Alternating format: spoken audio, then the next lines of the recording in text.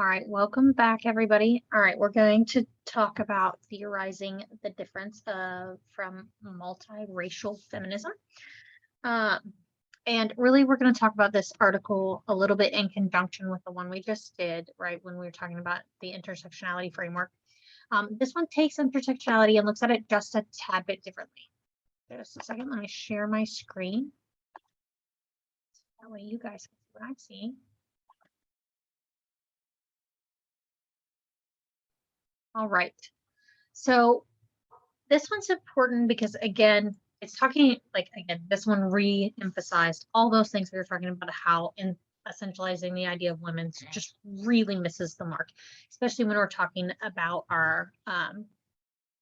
women of color, especially even when we use the word women of color, right? That's homogenizing in and of itself, because women of color crosses such a wide variety of cultural, religious, political understandings that in and of itself doesn't give us the framework for what we need when we're talking about how these things actually play out in society for these individuals. Okay. So we're going to talk about, again, how that feminist movement, especially as it was centering the white middle class woman, was really just missing the mark when it came to especially Black women who were vital to the movement, to multiple movements. They've been vital to the civil rights movement. They've been vital to the queer movement. They've been vital to like every social movement that is the history of this. And even when you look at the original like abolitionist movement, moving out of that is really what we came into when we were talking about like Ida B. Wells, when we're talking about early feminist structures, when we're looking for the basic core rights. And what happened was the white leaders of this feminist movement decided that they weren't going to get everything that they wanted. And so they were only going to fight for votes for white women, because they definitely didn't think they were going to get them for, and also get rid of all of the things that we needed to get rid of in order to have Black women also have votes, right? And so we ended up with the civil rights movement later. And what happened was these Black women that were very influential in some of these movements shifted away from the feminist movement and worked more on those civil rights movements, worked more on those queer movements, worked more on those different identity fronts where they could collaborate with people that were more like them in ways that were causing them more harm. And for a lot of Black women, as the scholarship is showing, really what it came down to is those harms that were coming as a Black person were causing them to relate more to that fight than was the cause for the feminist movement, right? Like they were already working. They didn't need to fight like the middle class white woman to be able to come out of the home and not work, right? Like that wasn't a fight that was relevant to their life and their lived experiences. So why be a part of it and put their energy into that when they were more worried about whether or not they were going to be killed in the streets by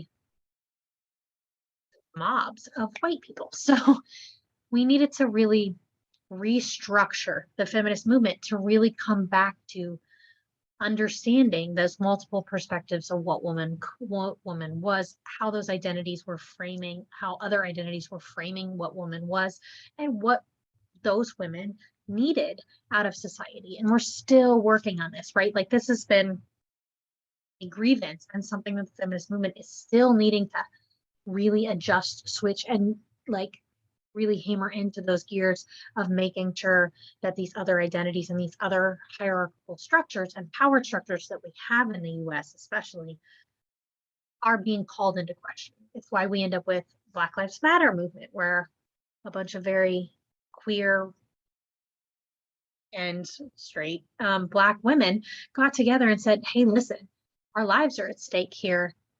This is going to take priority, and let's focus on this and shift to this. Black women are the head of the Me Too movement. They were the heads of, and they did it not to have and to talk about sexual harassment in Hollywood. The original movement was working towards understanding how sexual harassment as a Black woman, as a woman of color, impacts us in society in ways that even more creates barriers to help within like legal structures, help within political structures, help within social structures in order to get the care we need, right? So like understanding that all these identities and all these movements have these links to strong Black women,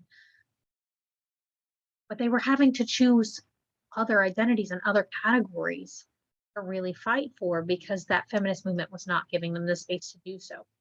And it still has some of those issues within it.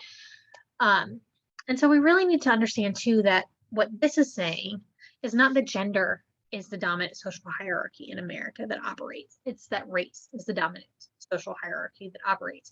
And what that means being that the identity that is seen first, the identity that is experienced first, that is pushed back upon when we're walking through society, while in a lot of ways that can be gender, in this framework, we're really talking about how race is central. Like that when we walk down the street, the interactions we're getting with other humans, they're going to see the race. They're going to see that division, that divide, that hierarchy that happens when we see color in this country.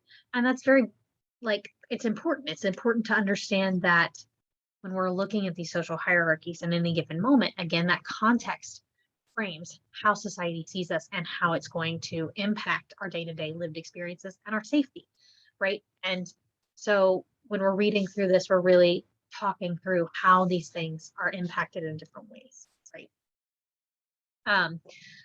It also is, again, we're reiterating those intersections of class, race, cultural, and okay, so I do want to touch base on the difference between like race as a category and culture as a category. Race as a category is different than culture. Like you can have a cultural identity that can have a wide variety of variation of color in it, that and also that culture itself might also have a societal impact and might also think you can call yourself a Latino person, but a Latino as a category encompasses a wide variety of racial structures and even nationality structures, right? Or even citizenship structures. Like, so a culture or an identity, right? Like I could claim being an Italian. Claiming being an Italian in that given circumstances, depending on the circumstances, doesn't necessarily matter. In some other contexts, it might. And that cultural connection doesn't necessarily take the whiteness that I experience through everyday society and that race category that is imposed upon me away, right? It doesn't nullify that, if that's making sense. So culture is a set of ideas, understandings, practices you as a human being choose to practice or live or embody. Race is a category that is based on biological structures that someone else has made the categories for. Now, that does not mean that you cannot self-identify with multiple races or race or whatever it is. I can still self-identify as a white person. But if I self-identified as a Black person and walked around society, no one would agree to that. And also that would be wrong, okay?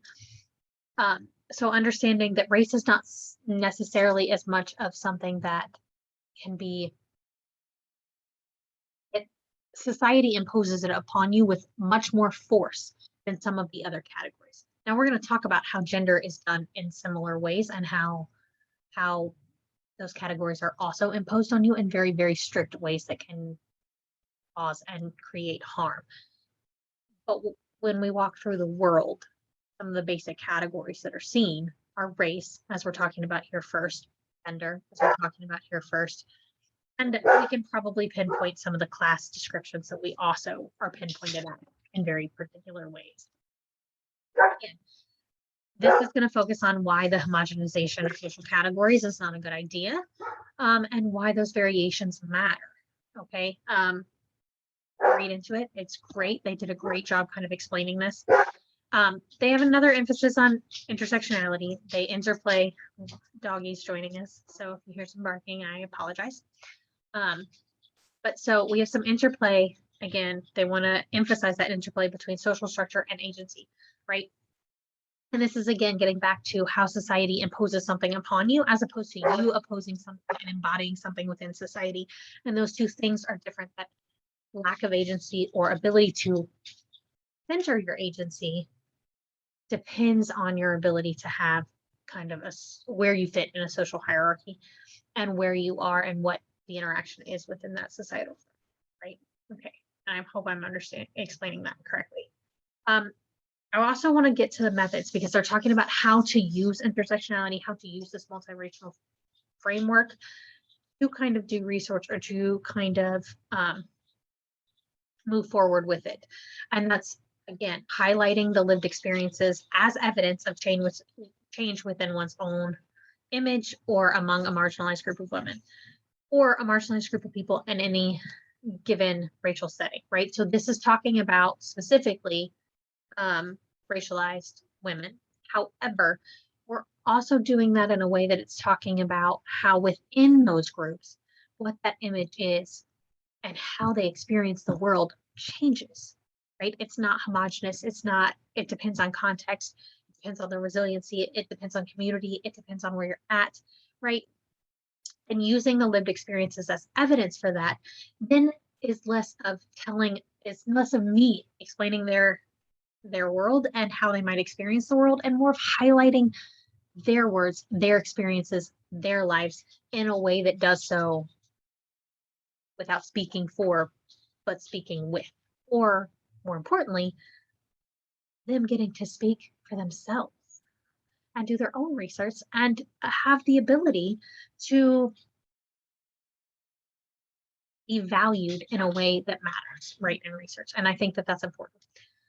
They also want to focus on difference and the impact of differences, right? So the differences within racial categories, the differences within women as a category, the differences within class as a category, and those cultural elements, those racial elements, those class elements, and even beyond those things, right? The other identity elements and how those things impact those differences, right? And it also wants to talk about how our identities and our experiences shape other people's identities and experiences. And I think that that's also something unique to this framework that makes it valuable and worth reading. So I hope you enjoy it. I hope it's something that makes you think a little, makes your brain hurt a little. That's what theory is supposed to do, right? It's supposed to expand the ability to frame the world, right? And so, but it also is very dense and very heavy, and sometimes it's a lot. So I hope that this kind of bullet points some of the things that you need to get out of it. But if you need help, please ask. All right. So I will be back soon to discuss some of the other items in this module.